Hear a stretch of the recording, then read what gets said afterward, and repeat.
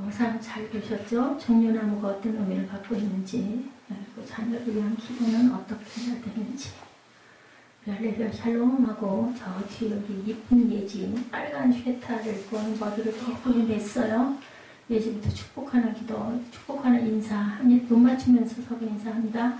할렐루야 샬롬 샬롬 샬롬 샬롬 샬롬 샬롬 샬롬.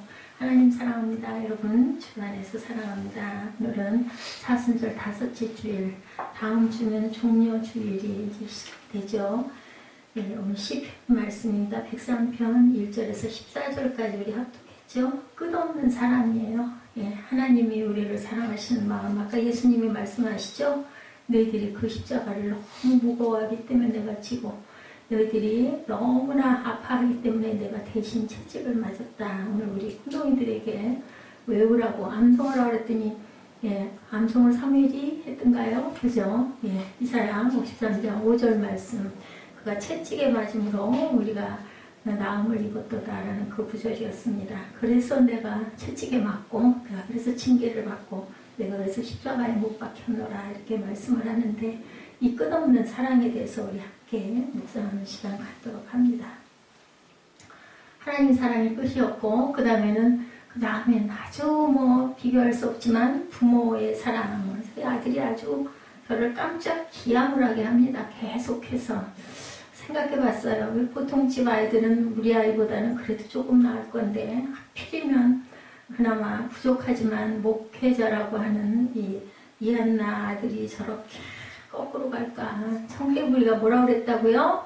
청개구리가 하도 거꾸로 해서 내가 죽으면 나를 물가에다 묻어주렴 했더니 아이고 엄마 마지막 하신 유언을 제가 지켜드려야죠. 그러고 물가에다가 갖다 묻었더니 비만 오면 엄마 떠내려갈까봐 개골개골 한다고 그랬죠. 예, 네가 거꾸로 가니까 내가 물가에다 묻어달라면 네가 산에다 나를 묻겠지 하고 엄마는, 개구리 엄마는 그렇게 생각을 했는데, 아들이 그만 엄마가 없어지고 나니까 엄마 소원대로 물가에다 그렇게 갖다 묻어준 거죠. 예, 이런 것처럼 속을 썩여도 끝까지. 그러게요. 정말 저 녀석하고는 절대로 눈도 안 마주칠 거야. 아이고 다 피웠어. 다 필요 없어. 내 뻘을 줄 거야. 나도 죽겠어. 했는데도 또 와가지고 또 손 붙잡고 또 손 만져주고, 밥 먹일 때 뭐 좀 더 맛있는 게 뭐가 없을까 하고 챙겨주고. 그게 우리 부모님들의, 모든 부모님들의 마음인데, 하나님의 그 사랑은 정말 한도 없고 끝이 없다. 여러분들 아시죠? 탕자가 나갔을 때 탕자 아버지가 동구바까지 가서 항상 기다리고 맨발로 버선발로 뛰어나가서 아들을 끌어안아주었던 그런 사랑입니다. 그 끝없는 사랑. 항상 모든 좋은 것으로 우리에게, 저와 여러분에게 만족해 주시는 하나님의 마음. 아비가 자식을 불쌍히 여기도 그렇게 우리를 불쌍히 여기시는, 긍휼히 여기시는 마음입니다. 그래서 우리는 하나님을 찬양하고 감사. 우리 그 노래 부르는 거 왜 불러요? 기쁘고 좋으니까 노래하죠. 사무엘아 40분만 깨어있어. 알았지? 자, 이 성경은 뭐라고 말씀하는지 우리 1절부터 천천히 한번 살펴봅니다. 내 영혼아 야훼를 송축하라. 내 속에 있는 것들아 다 그의 거룩한 이름을 송축하라. 기쁘고 즐거우니까 노래하고, 노래하다 보면은 우리 민족이 굉장히 흥이 많은 민족이에요. 장구치고 북치고 꽹과리, 그래서 사벌놀이를 굉장히 유명하죠. 그러다 보면은 구성지게 노래하다 보면 어깨춤이 으쓱으쓱 나오죠. 그러다 보면 또 춤추죠. 이런 것처럼 노래하는 거는 기쁘니까 노래해요. 또 슬플 때도 노래해요. 슬퍼서 노래하면 또 위로를 받기도 하고, 눈물 한바탕 확 쏟고 나면 또 마음이 시원해지게도 하시는 하나님입니다. 우리 사람이 오늘 왜 여자애도 아닌데 그 손을 뜨고 앉아있는지, 손에 뭐가 나서 그걸 뜯느라고 뜯는 건지, 피났다고 뛰어다니고 계속 그 뼈다구를 물고 뜯듯이 이렇게 앞에서 뜯고 있네요. 하지 말어. 심장과 허파와 미도 야훼를 찬양하고, 강과 장과 쓸개도 야훼를 찬양하라. 오죽하면, 그죠? 우리 찬양의 그 있잖아. 내 속에 있는 것들아 다 찬양하여라. 그 찬양 있죠? 이런 것처럼 마음과 몸과 뜻을 총동원하여 전심으로 야훼를 찬양하라. 뭐 찬양하면 뭐 주는데, 찬양하면 뭐 나오는데, 돈으로도 살 수 없는 기쁨이 우러나죠. 우리 마음에서. 그죠? 잘 안 떨어질 때 있어요. 입이 잘 안 떨어질 때. 네, 그때 저는 어떻게 하느냐. 그냥 은혜가 되는 찬양을 그냥 무조건 참 감사하죠. 네, 제가 한 주기가 얼마나 고맙고 귀한지 몰라요. 한번 우리 에스더 집사가 저한테 그 반주기가 얼마쯤가요? 물어보더라고요. 반주기가 가끔 멈추고 오작동이 된다고 그랬더니 아마 나름 걱정이 됐나 봐요. 그래서 저게 100몇십만 원이라고 그랬더니 그냥 말 중간에 듣다 말고 뒤로 돌아서서 가더라고요. 근데 정말 뭐 100몇만 원이 아깝지 않을 정도로 저는 굉장히 위로를 받습니다. 그래서 집에도 될 수 있으면 찬양을 계속 틀어놓거든요. 전 이제 집에 갔다가 끊어졌다 하면 다시 틀어놓고 그렇게 하고 옵니다.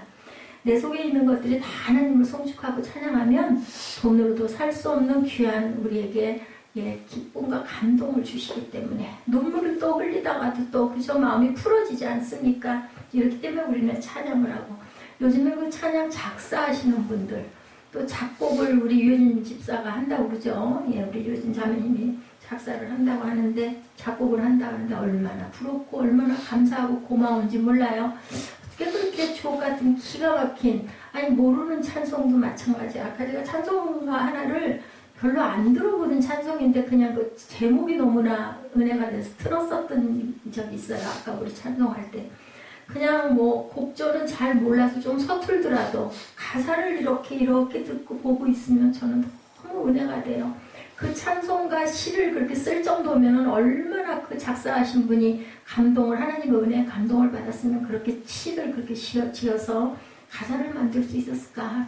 정말 너무너무 감사하다는 감동이 듭니다. 그래서 우리는 항상 하나님을 입술로라도 고백할 줄 알아야 된다. 우리가 기도를 열심히 시간 내서 1시간, 2시간 내서 기도하지 못한다 할지라도 찬송을 할 수 있잖아요. 그 모였을 때 오늘 찬송을 좀 짧게 했죠. 제가 오늘 성찬이 있고 여러분들 힘드실까봐 시간 안에 고통배랑 같이 맞추느라 오늘 또 예배 시작도 한 10분쯤 늦었어요. 우리 그 세린 예배가 조금 늦게 시작하고 늦게 끝나는 바람이기도 했고 그래서 그렇다고 뭐 허겁지겁 급하게 그러고 싶지 않아서 뭐 조금 10분 늦게 끝나면 되지 이런 마음으로 그러면서도 마음으로는 시간 안에 맞춰 드리느라고 제가 나름은 신경을 썼습니다.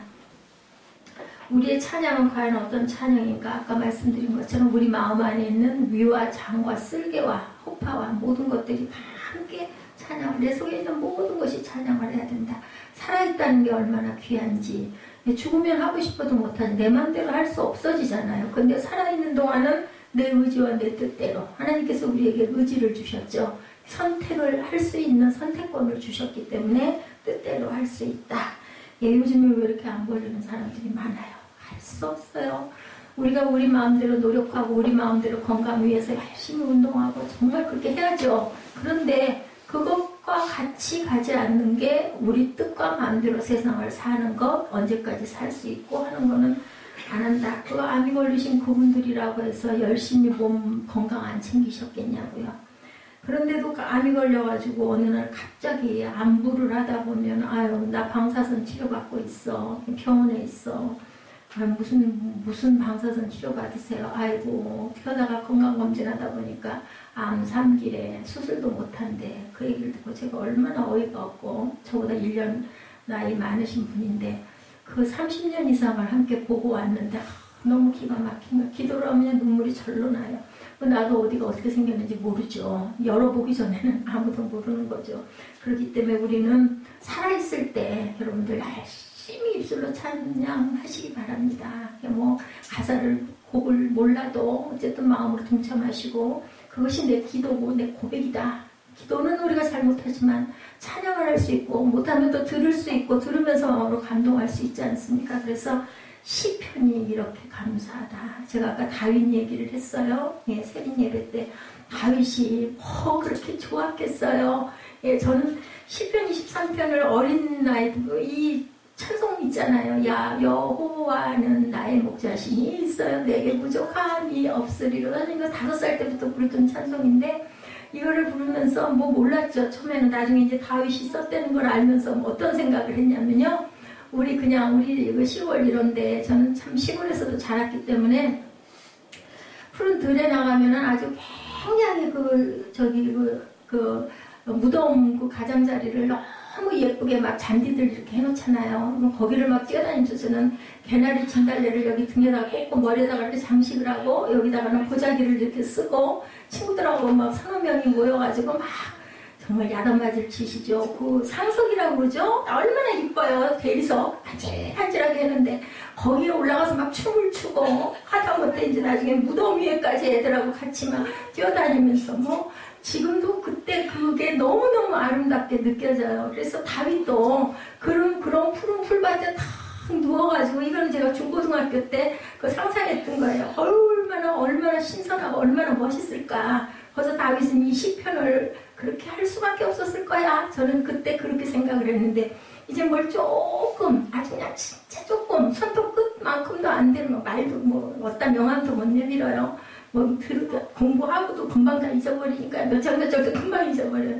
근데 이제 알고 나니까 와 다윗이 그 시를 그렇게 뭐 할 만큼 그렇게 좋았겠냐고요, 여러분들. 얼마나 거기 그 팔레스타인 그 지역이 뭐 낮이면 뭐 50도로 올라가고 밤이면 영하 50도라면서요. 게다가 그런 풀밭이 그렇게 쉽게 있지도 않다면서요. 그 떼약볕에는 무슨 그늘이라고 해봤댔자 얼마나 뜨겁겠어요. 거기 누워가지고 팔베개하고 누워가지고 옆에서는 양떼들이, 근데 상상은 너무 아름답잖아요. 양떼들이 풀 뜯고 있고 그죠? 목자가 돼가지고 누워가지고 팔베개하고 누워서 하늘 쳐다보면서 여호와는 나의 목자시니 내게 부족함이 없나이다 하고 그 시를 했던 그 부분을 상상을 하면서는 진짜 다윗은 멋진 인생을 살았구나. 저는 그랬었는데요.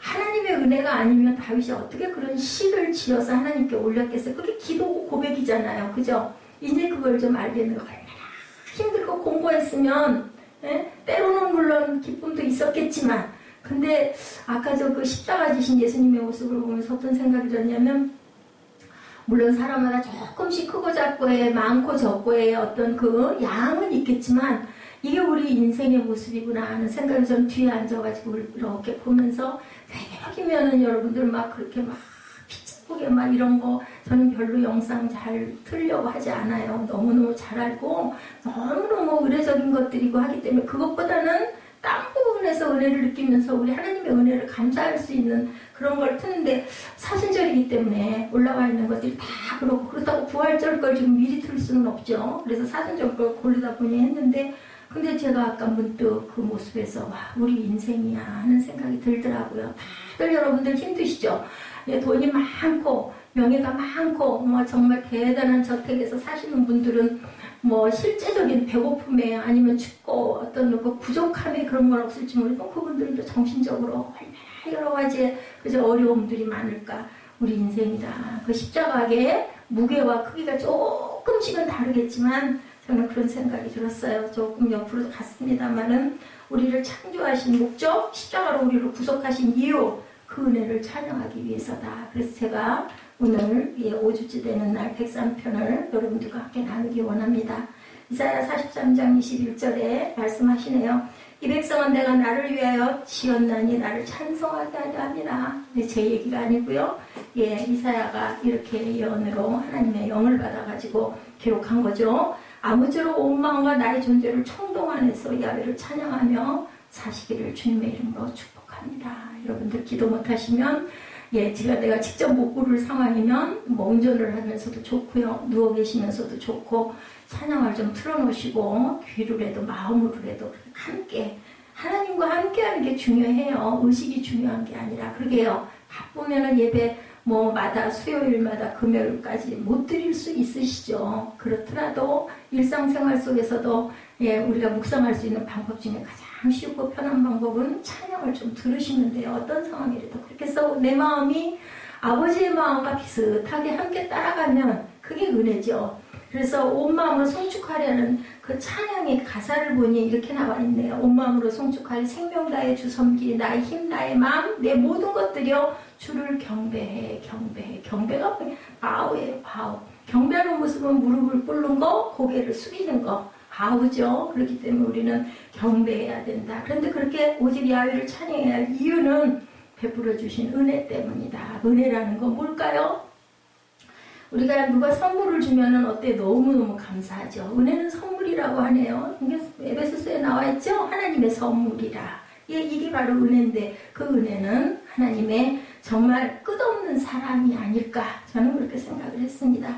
2절에 보니 오늘 본문이죠. 내 영혼아 야훼를 송축하며 그의 모든 은택을 잊지 말지어라. 잊지 말라고 그렇게 얘기하시네요. 이 모든 은택, 은택이란 은혜로 가득 찬 연못을 얘기합니다. 한문이 정말 귀한 뜻들을 많이 담고 있죠. 그래서 저는 한문을 그렇게 잘 알지는 못합니다만 세월이 있다 보니까 요즘에는 어떤 단어가 딱 나오면 한문 생각을 해요. 뭐 무슨 택자나 7가지는 몰라도 은택, 예, 은혜로 택하셨구나. 저는 그렇게 이해를 했습니다. 그래서 은혜로 가득 찬 연못이라고 합니다. 은택이라는 뜻이. 예전에 나오던 종합선물 세트 좀 몇십 년 전이죠. 요즘에는 없어졌을 것입니다만은 그거 보면은 너무 좋았었어요. 뭐 골고루 먹고 싶은 거 다 들어있거든요. 종합선물 세트 하나만 딱 들고 어디 방문할 때 아이들에게 딱 던져주면 그냥 그걸로 끝이었었어요. 그런 시절이 있었죠. 그 선물 상자 지금도 있지도 않아요. 핑크색으로 생긴 요만한 네모난 직사각형의 그 선물 상자. 그 정도로 받은 은혜가 많다. 전혀 부족할 게 없죠. 그것만 가지면 아이들은 그냥 땡큐예요. 땡큐. 요즘 아이들은 뭐 입맛도 달라지고 취향도 너무너무 달라졌지만 그때 과자가 없고 사탕이 귀했던 그때는요. 누가 오셔가지고 아저씨가 먼 곳에서 오랜만에 오셔가지고 선물 세트 상자 하나 탁 던져주면 그냥 애들은 그냥 그거 들고 저희들 방으로 가면 끝나는 잔치가 일어나는 거죠. 이렇게 전혀 부족함이 없다는 거죠. 우리가 감사하고 찬양하지 못하는 이유는 감사거리가 없어서가 아니라 저와 여러분들의 마음밭들이 메말라서. 메말라는 이유가 있죠. 상황이 정말 너무 힘드니까. 그래서 메말라집니다. 자, 그래서 기억하지 못하기 때문이죠. 잊어버렸기 때문이죠. 다윗의 시라고 되어 있는 시편 103편 처음 1절에서 내 영혼아 야훼를 송축하라 라는 말로 시작돼서 여러분 22절 말씀을 보니 다윗의 말씀 22절 시편 103편 여러분들 좀 한번 펴서 22절 잠깐 봐주실래요? 22절에 뭐라고 말씀하고 계세요?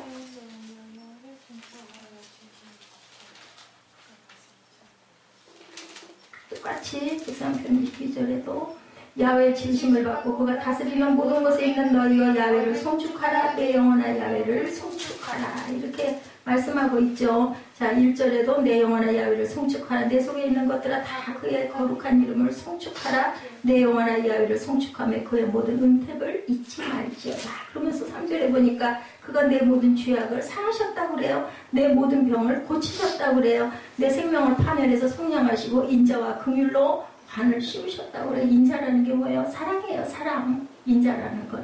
우리는 그래서 인자를 구해야 된다. 제가 어느 날 새벽 예배 때 이 말씀을 전했던 것 같아요. 인자라는 뜻. 그것은 사랑이에요. 하나님의 사랑을 우리가 꼭 구해야 된다.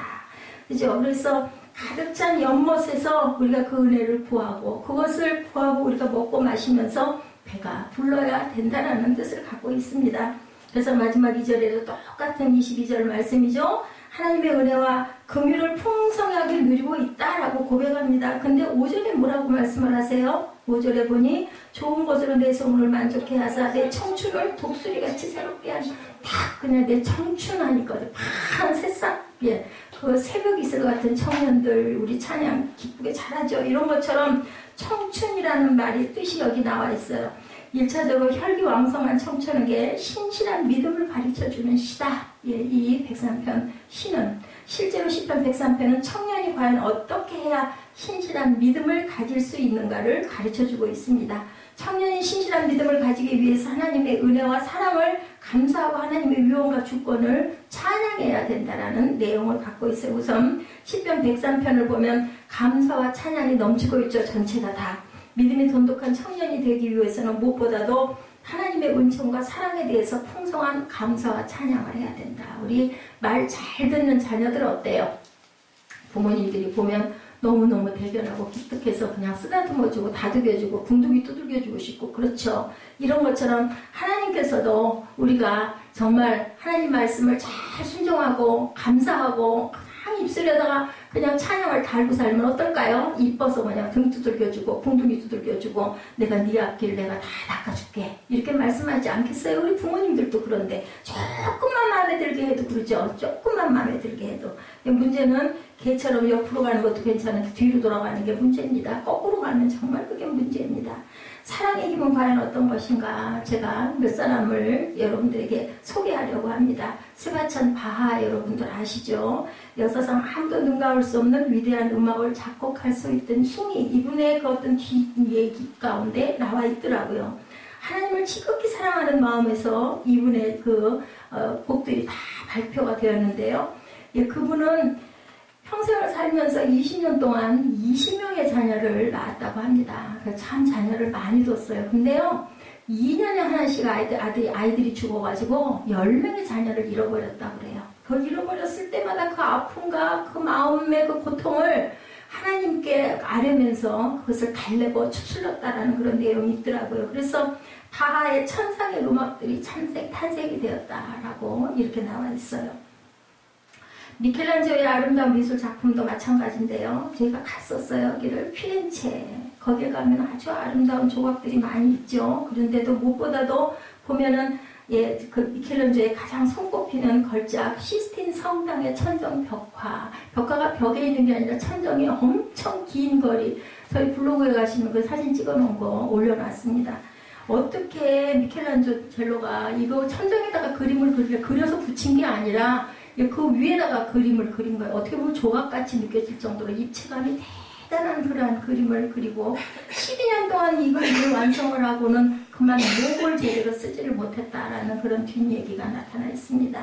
이게 다 뭘까요? 하나님을 사랑하는 열정과 사랑. 그게 아니면 그걸 어떻게 그리겠냐. 아주 섬세하고 미세하게 그려져 있는 것이 사진으로도 보이더라고요. 제가 열심히 봤습니다. 예전에 제가 직접 갔을 때 볼 때는 그냥 와 하고만 보고 그냥 지나갔는데 다시 한번 여러분들에게 전하려고 다시 들여다보다 보니까 야 진짜 어떻게 사람으로서 저걸 저렇게 어떻게 꼭대기에다 사다리를 놓고 위에 그 천정도 높기도 하죠. 성당이니까 저렇게 그릴 수가 있었을까. 이것도 또한 우리가 할 수 없는 것에 도전한 그 열정과 사랑이 아니었을까. 우리가 사랑하는 사람 만났을 때 정말 뭐 힘들지 않죠. 피곤하지 않죠. 밤을 꼴딱꼴딱 세우고 둘이 만나고 있어도 전혀 지루하지 않죠. 이것과 똑같이 미켈란젤로도 바하도 하나님을 사랑하는 마음이 있었기에 그 고난과 역경을 극복하고 견디고 돈을 준다고 하면 그거 할 수 있었겠냐고요. 돈을 준다고 하면은 그 천정에다 그 벽화를 12년 동안 그리겠어요, 여러분들. 온 정성을 거기다 다 쏘는 거는 사랑의 힘이 아니었을까라는 생각이 듭니다. 받은 사랑에 대한 은혜가 있었기 때문에 물론 그것도 있을 거예요. 내가 꼭 완성하고야 말 거야, 그죠? 하다 보면 그런 마음도 있었겠지만 그 고난의 고비가 얼마나 많았겠는가. 그런데 그걸 견딜 수 있는 힘은 하나님이 주신 사랑에서 그것을 부음받았기 때문이 아닐까. 아침에도 제가 여러분들에게 우리 새빛 꿈동이들에게 전했지만 에브라임 링컨 여러분들 6개월밖에 교육을 못 받았는데도 그렇게 훌륭한 나라의 대통령이 될 때까지 12번의 그 시련이 있었죠. 여러분들 아시죠? 그런 것처럼 또한 그 전쟁에서의 목표는 승리가 아니라 연합이다라고 외쳤던 그 멋진 그런 연설처럼 이 사람은 정말 미국의 하나로 만드는 그런 얼을 심은 그런 링컨 대통령이었다라는 거죠. 화합의 마음이 그 나라 남북전쟁을 화해로 이끌, 또 동서가 막혀 있었던 동독과 서독도 마찬가지였습니다. 그래서 우리가 이렇게 항상 볼 때 정말 분열은 화합을 만들어야 되는데 그것의 밑바탕에는 지난 시간에도 제가 말씀드린 것 같아요. 전쟁이 아니라 평화합이라고 제가 말씀드린 것 같아요. 전쟁에서 승리한 건 잠깐 동안의 휴전일 뿐이다. 굴복한 것 같지만 승자여서 내가 이긴 것 같지만 사실은 그것은 잠깐의 휴전 상태라는 것을 우리가 생각을 해야 된다. 중요한 것은 사랑밖에 없다라는 거죠. 그래서 항상 에브라임 링컨은 이렇게 얘기했다고 합니다. 미국의 대학이라는 제도가 없다 할지라도 우리 어머님이 내게 주신 하나님의 말씀 성경이 있는 한은 미국은 빛날 것이다. 에브라임 링컨은 이렇게 얘기를 했다고 합니다. 예, 하나님의 말씀으로 그 자신을 교육시켜 나가고 6개월밖에 교육받지 못한 그가 그저 제가 아까 여러분들에게 말씀 전할 때 변호사로 또한 성공을 할 수 있는 그런 길도 닦았다. 정말 어린 나이에 어머니 잃고도 이렇게 혼자서 꿋꿋이 성경 속에서 길을 찾아 나갔던 에브라임 링컨 같은 사람. 정말 하나님 사랑의 표본이 아닐까. 예, 돈이 명예가 아니라는 것을 여러분들 꼭 아셔야 된다. 문학을 하든지 음악을 하든지 꼭 목사가 되라는 게 아니고 설교를 하든지 건축 공사를 하든지 아니면 어디서 정말 직장에서 어떤 직책에 근무를 하든지 간에 하나님을 뜨겁게 사랑하는 마음으로 세상을 사랑하고 내 직장을 사랑하고 내가 가진 직업을 사랑하고 우리 학생들은 또한 공부 속에서 공부 안에서 내가 할 수 있는 잘하는 것들에 대한 기쁨을 발견했을 때 우리를 하나님께서 뭘로 승리로 이끌어 주신다.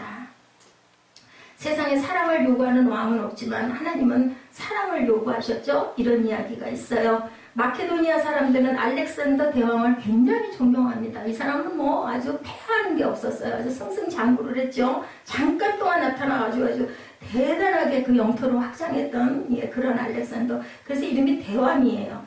그래서 몽골 사람들이 징기스칸을 너무 좋아했지만 그를 사랑하지는 않았다.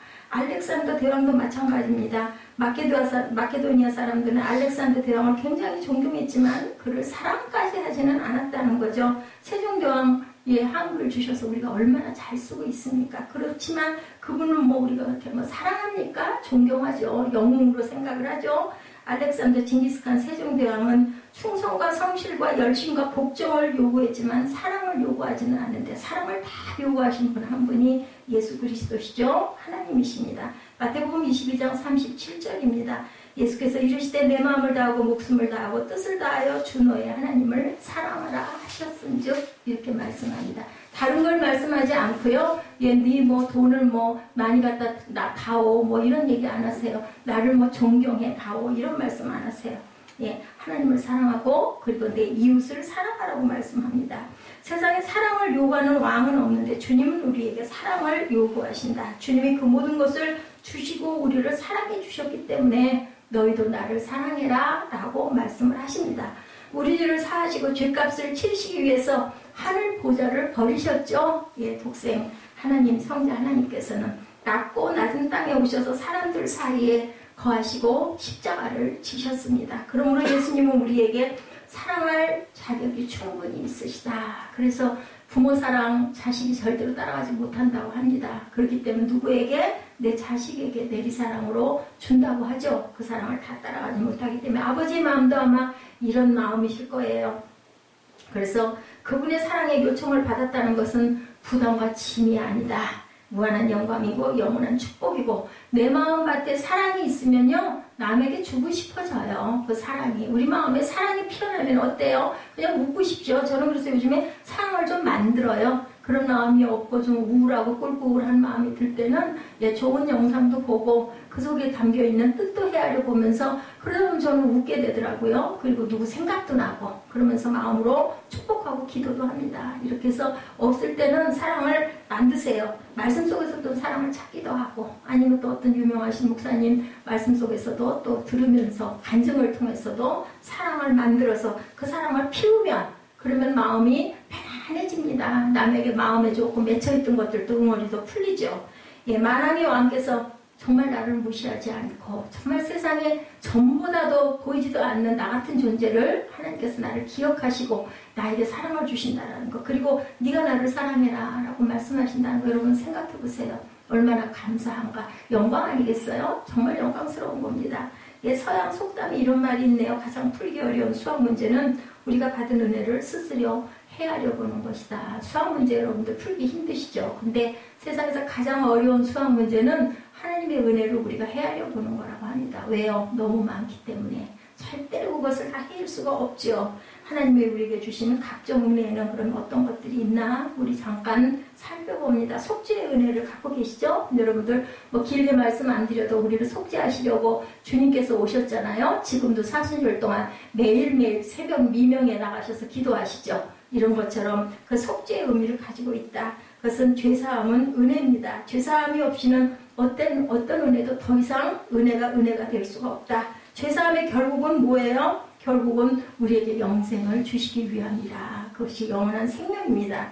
인류의 가장 근원적이고 보편적인 문제는 바로 죄의 문제일 수밖에 없어요. 왜냐하면 우리는 모두 다 원죄를 받고 태어났기 때문에 우리 안에는 우리의 원죄, 자범죄가 안에 들어있기 때문에 우리는 모두 다 죄인입니다. 죄 문제의 결론은 구속과 사랑, 그리고 그 사랑의 가장 큰 지점은 어디예요? 결국은 영생까지 올라가는 거죠.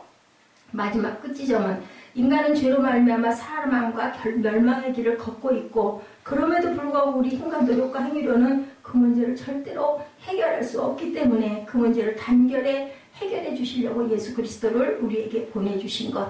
3절 상반절이죠. 그가 내 모든 죄악을 사하시며 오늘 본문에 그렇게 말씀합니다. 예수님의 그 십자가의 보혈로 우리 죄를 단번에 씻어주시고 우리의 죄값을 보혈로 대신 치러주셨다. 단번에 사해주셨다라고 하죠. 자신의 죄를 들여다보지 못하는 사람은 결코 예수님의 십자가 사랑을 깨달을 수가 없다. 그렇기 때문에 우리는 끊임없이 죄를 반복해서 짓습니다. 중요한 것, 내 죄를 깨달아 알 수 있으면 된다라는 거예요. 다윗이 그 표본이죠. 다윗은 항상 그것에 목말라 했어요. 다윗은 뭐 그렇게 하나님이 내 마음에 합한 자라고 하셨지만 그렇게 뭐 온전하게 뭐 전혀 잘못이 없고 이랬던 사람이 아니죠. 여러분들이 아시다시피 다셉의 문제도 있었어요. 자기의 그 오른팔과 같았던 장군을 적진에 가장 맨 앞장에 일부러 내보내가지고 죽게 해서 그 아내를 자기가 차지하고 그 아내로 인하여 아이를 낳았는데 하나님이 어떻게 하셨어요? 그 아들 데려가시죠. 일주일 동안 금식하고 기도했지만 하나님께서는 그 아들을 용납하지 않으시고 데려가시는 그런 부분들이 나옵니다. 어거스틴도 말합니다. 우리 앞에 있는 우리의 죄를 인식하지 못한다면 우리 앞에 있는 하나님의 은총도 아무 소용이 없다. 성 어거스틴이 이렇게 얘기합니다. 은총은 어디서부터 출발할까? 은총이 바로 끝없는 사랑이라고 아까 은혜라고 제가 말씀드렸어요. 죄가 없다고 생각하는데 어떻게 우리가 죄 용서를 받을 수 있겠는가? 죄 있음을 알고 고백할 줄 알아야 용서도 받을 수 있다. 그래서 거기에 가장 민감했던 다윗의 고백입니다. 시편 38편 4절입니다. 내 죄악이 내 머리에 넘쳐 무거운 짐 같으니 내가 감당할 수 없나이다. 이렇게 고백합니다. 내 죄가 너무너무 넘쳐서 무거워서 도저히 내가 감당할 수가 없다. 그렇게 머리털보다 많은 죄가 그를 낙심케 했다라는 거죠. 40편 12절에는 수많은 재앙이 나를 둘러싸고 죄악이 나를 덮침으로 우러러볼 수도 없고 죄가 나의 머리털보다 많음으로 내가 낙심하였음이니라. 이렇게도 고백합니다. 그런데 그 모든 죄를 하나님이 용서해 주셨어요. 왜요? 아니까. 제가 잘못했습니다 라고 무릎 꿇으니까 용서해 주십니다. 뻗대고 내가 무슨 잘못이 있는데 남들도 다 그 정도는 해. 이렇게 되면 어떻게 될까요? 용서해 줄 게 없잖아요. 잘했다고 하니까. 그렇기 때문에 우리는 잘못을 고백할 줄 알아야 된다. 본문 12절입니다. 동이 서에서 먼 것 같이 우리의 죄가를 우리에게서 멀리 옮기셨으며 완전히 없애주셨다라는 말씀을 하고 계세요. 그래서 그는 그 은혜를 찬송하지 않을 수 없죠. 왜요? 내 죄를 다 딴 데로 옮겨주셨다. 다 사해주셨다는데 어떻게 우리가 감사하지 않겠어요? 그래서 야훼는 나의 목자시니 내게 부족함이 없네 라고 고백을 합니다. 푸른 초장 위에 나의 몸을 누이시고 나의 목자가 생수가 넘치는 곳으로 나를 인도하신다라고 고백할 수밖에 없는 다윗이었다. 오늘 우리 성도의 감사는 십자가의 보혈로 우리 죄를 사하시고 구원해 주신 구원의 은혜에서부터 이렇게 시작이 되어야 한다라고 말씀합니다. 그래서 103편의 1절에도 내 영혼아 야훼를 송축하라. 그리고 22절에도 똑같이 내 영혼아 야훼를 송축하라 라고 끝이 나죠. 특별히 5절에 청춘이라는 말 아까 말씀드렸던 것처럼 청춘이라는 것은 어때요? 신실한 믿음을 가질 수 있는 자 청춘입니다. 그러한 자들이 저와 여러분들이 되셔야 된다. 청년이 신실한 믿음을 가지기 위해서는 은혜와 사랑에 감사할 줄 알아야 되고 하나님의 위엄과 주권을 인정하고 찬양할 줄 알아야 된다는 거죠. 자, 감사와 찬양을 드려야 하는데 2절에 내 영혼아 야훼를 송축하며 그의 모든 은택을 잊지 말아야 된다라고 고백하죠. 두 번째로는 치유의 은혜입니다. 첫 번째로는 우리가 감사의 은혜를 드려야 되고 은총의 은혜를 드려야 되고 속죄의 은혜를 깨달아 알아야 되고 두 번째로는 치유의 은혜를 드려야 된다. 3절 하반절이죠. 내 모든 병을 고치신다라고 말씀하죠. 이 말씀은 모든 질병에서 자유함을 받으시기를 저와 여러분에게 주신다라는 것을 우리가 알고 여러분들도 자유하시기를 주님의 이름으로 축복합니다. 그 병들은 구체적으로 어떤 병인가? 출애굽기 15장 26절 하반절에 보면 이르시되 너희가 너희 하나님 나 야훼의 말을 들어 순종하고 내가 보기에 의를 행하며 내 계명에 귀를 기울이며 내 모든 규례를 지키면 내가 애굽 사람에게 내린 모든 질병 중 하나도 너희에게 내리지 아니하리니 나는 너희를 치료하는 야훼입니다. 너를 치료하는 야훼가 누구세요? 야훼 라파세요. 그죠? 여기 애굽 사람에게 내린 모든 질병 중 하나도 내리지 않겠다라고 얘기하시죠? 그 모든 질병은 뭘까? 대적하는 자에게 내리는 심판의 질병들이고 우리에게는 그 심판의 질병은 내리지 않겠다라는 뜻을 갖고 계세요. 근데도 우리 아프죠. 그거는 생활 가운데 우리 몸을 우리가 잘 돌보지 못해서 네, 치료할 수 있는 아픔들을 주신다라는 거지 이렇게 심판의 질병은 주시지 않는다라는 겁니다. 자기 백성들을 심판하기 위해서 질병은 절대로 내려주지 않는다. 우리 성도들은 병에 걸린 것을 가지고 그렇기 때문에 우리는 서로 기도해주고 정죄하지 말아야 된다는 겁니다. 다윗은 그의 평생의 전쟁을 원없이 치렀어요. 정말 용사였죠. 용사. 전쟁의 영웅이었습니다. 다윗 때 땅을 가장 많이 차지했었어요. 그럴 만큼 하나님께서는 다윗에게 축복을 해주셨어요. 사흘간 7만 명의 백성들이 죽어가죠. 다윗의 잘못으로 인하여, 바세바 사건으로 인하여서.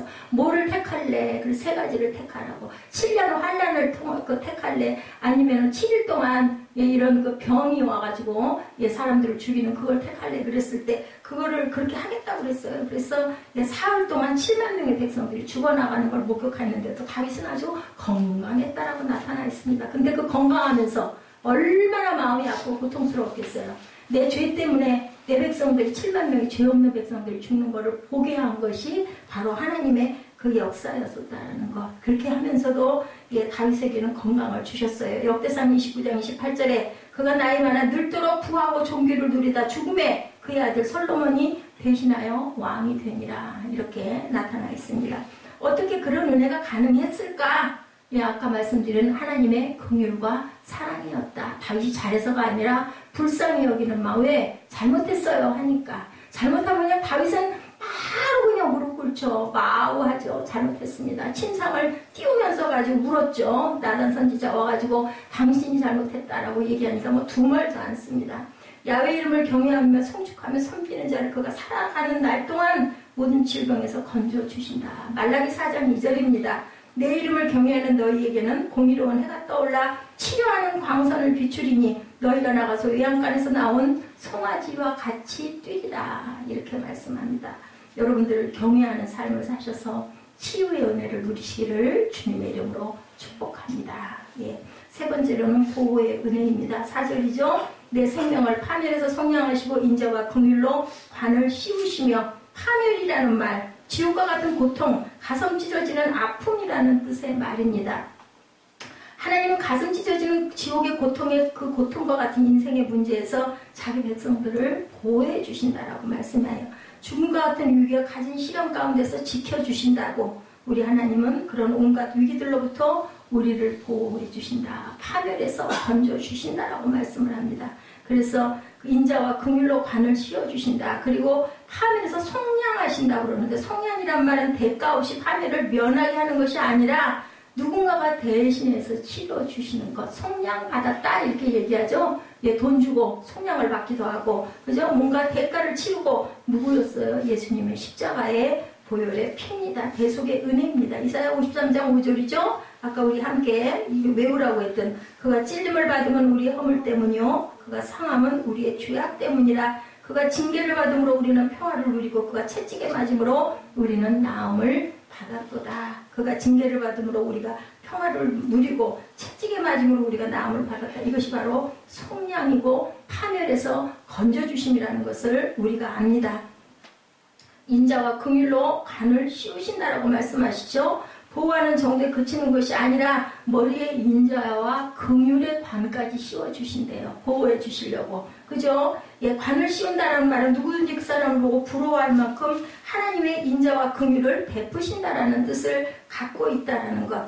복 받는 것이 다른 사람의 눈에 보이게 해주시겠다. 그래서 누구에게 그랬어요? 요셉이 가는 곳마다 그 집이 복을 받았다고 그러죠? 요셉이 가는 곳마다 그곳을 축복을 해줘가지고 복을 받게 함으로 요셉을 귀하게 여기게 만들어주시는 하나님이시라는 거죠. 또한 우리를 이런 식으로 높여주신다. 시련도 있었지만 그 시련 역시 우리에게 필요했기 때문에 허락하신 것이라는 것을 우리가 알아야 된다.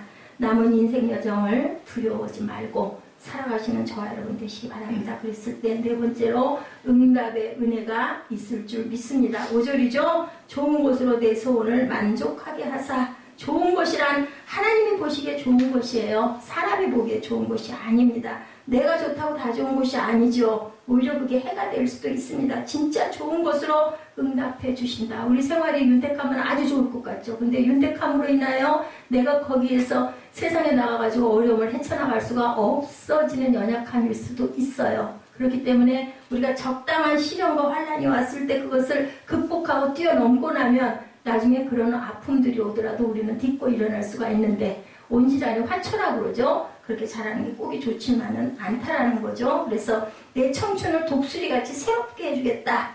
청춘의 활력을 계속해서 누리게 해주시겠다. 독수리 하면 어때요? 아주 그만 용맹스럽죠? 하늘을 날죠. 하늘의 왕자라고 그러죠? 독수리는 나는 높이가 다르다고 그래요. 보통 새들보다 한 천정을 높이 올라가서 나른다고 합니다. 올라갈 때는 힘이 들지만 그 공중에 올라가면 모든 것을 지배할 수가 있죠. 그 바람을 타고 날른다고 그러죠. 이럴 만큼 독수리는 아주 용맹스러운 상징을 성경에서도 갖고 있습니다. 잠언 13장 12절입니다. 소망이 더디 이루어지면 그것이 마음을 상하게 하거니와 소원이 이루어지는 것은 곧 생명나무다. 이렇게 얘기했어요. 우리 소원이 이루어지면 우리를 만족하게 하고 그 만족으로 인하여 우리 마음이 평안해지고 그러므로 우리 생명이 정말 길어지죠. 마음에 기쁨이 있다 보니까 마음에 고통과 절망이 있으면 생명이 길어질 수가 없습니다. 그걸로 인해서 암이 걸리기도 하고 각종 질병이 우는 사자와 같이 우리를 삼키려고 찾아오죠. 소원을 이루신 하나님의 은혜가 저와 여러분의 삶 속에 넘치시기를 주님의 이름으로 축복합니다. 활기가 넘치고 생동감이 넘치는 나는 독수리와 같은 삶을 살아내시기 바랍니다. 그것이 가능한 것 이사야 40장 31절입니다. 오직 야훼를 앙망하는 자는 새 힘을 얻으리니 독수리가 날개치며 올라간 같을 것이요 다른 박질하여도 곤비하지 아니하겠고 걸어가도 피곤하지 아니하리라. 그렇게 안 할 때 마지막 5번째 심판의 은혜가 임할 것이다 라고 말씀하네요. 6절에 야훼께서 공의로운 일을 행하시며 억압당하는 모든 자를 위하여 심판하시도다 이렇게 말씀합니다. 예, 신자와 불신자의 가장 큰 차이점 여러분들 불신자는 심판을 두려워하고 믿는 자는 심판을 기다립니다. 빨리 오세요. 옷이 없어서 주여 옷이 없어서 하죠. 이렇게 기다린다는 겁니다. 그러므로 심판의 때가 있다는 것은 우리에게는 힘과 위로가 된다. 예, 우리의 눈에 눈물을 모여주신다고 해요. 닦아주신다고 얘기하시죠. 예, 10절에 보면 하나님을 어떤 분으로 말씀하고 있어요. 야훼는 긍휼이 많으시고 은혜로우시며 노하기를 더디하시고 인자하심이 풍부하시도다. 자주 경책하지 아니하시며 노를 영원히 품지 아니하시리로다. 우리의 죄를 따라 우리를 처벌하지 아니하시며 우리의 죄악을 따라 우리에게 그대로 갚지 아니하셨으니 8절에서 10절에 이렇게 말씀하고 있습니다. 하나님은 긍휼이 많으시고 은혜로우시고 노하기를 더디하시고 인자하심이 풍부하시고 우리가 죄악을 행하였다고 그대로 처벌하지 아니하시고 끝없이 우리를 사랑하시는 하나님이시고 바로 이런 분이시기 때문에 우리 시편 103편에서 하나님께 차고 넘치는 사랑과 은혜를 받고 살았다고 고백할 수가 있다는 거죠. 그래서 내 청춘을 내가 독수리같이 새롭게 하겠다라고 말씀을 합니다. 103편 19절에도 오늘 본문은 19절입니다. 그 왕권으로 만유를 다스린다. 야훼의 지으심을 받고 그가 다스리는 모든 곳에 있는 너희여 야훼를 송축하라. 내 영혼아 야훼를 송축하라. 마지막 절에 이렇게 말씀합니다. 우리에게 주권과 통치에 대해서 확신을 가지고 다윗은 이런 시를 주님 앞에 올려드렸다는 걸 기억하시고 죄를 짐으로 인하여 아담과 하와가 에덴에서 쫓겨나죠. 교만으로 인해서 하나님의 주권과 통치를 인정하고 확신하는 것이 중요한 까닭은 바로 여기에 있다. 하나님의 주권과 통치를 인정했을 때 하나님께서 우리를 독수리에 날개친 것 같은 그러한 힘을 그러한 능력을 주시겠다. 예, 오늘 13절, 11절, 17절에 보면 반복되는 말씀이 경외한다라는 말씀으로 나타납니다. 우리가 하나님의 은혜에 대해서 감사하고 하나님의 통치와 주권을 인정하고 독수리 같은 젊음을 유지하기 위해서는 하나님을 늘 경외해야 된다.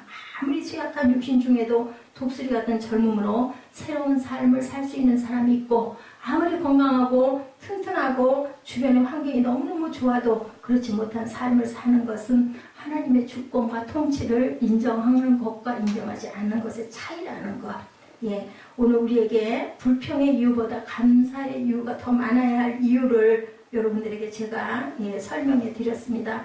어떤 도둑이 별장을 털고 나오다가 허름한 골프채 가방 하나가 있는 게 있어가지고 그걸 들고 나왔대요. 그래서 갔다가 그 시중에 갔다가 팔았어요. 골프 상에 가서 100만 원이나 주더라고 합니다. 그래서 이거 웬 떡이냐 했다고 그러죠. 근데 여러분들 그 골프채는요, 타이거 우즈가 메이저 대회 연속 우승을 기념해서 만든 수억 원짜리 기념 골프채였다고 그래요. 어때요? 여러분들 진가를 아는 사람과 진가를 모르는 사람들의 차이입니다. 가치도 모르고 가방을 헐값에 판 도둑의 이야기를 신문에 실려 있었다고 그래요. 안목 없는 도둑이다라는 제목으로 가신란에 나왔다고 합니다. 인생은 안목이 있어야 돼요. 여러분들 바라볼 줄 아시기 바랍니다.